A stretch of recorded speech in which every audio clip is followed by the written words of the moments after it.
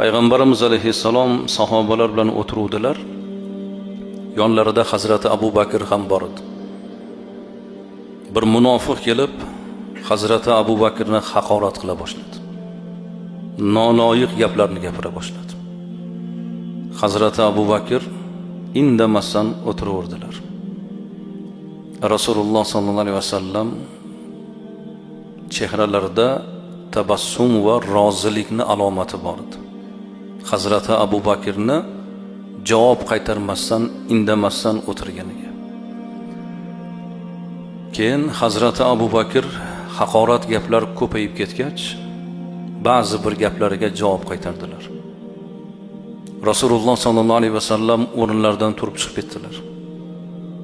Hazrati Abu Bakr darhol Rasulullohning ketlaridan yetib borib, "Ya Rasululloh, nega turib ketdingiz?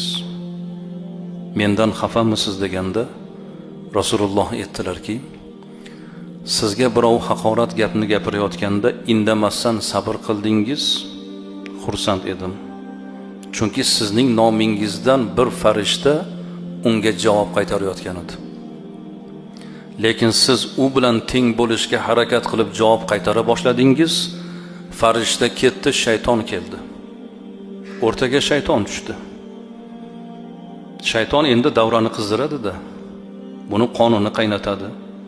Shayton bor joyda men o'tirmayman dedim, turib ketdim" dedilar.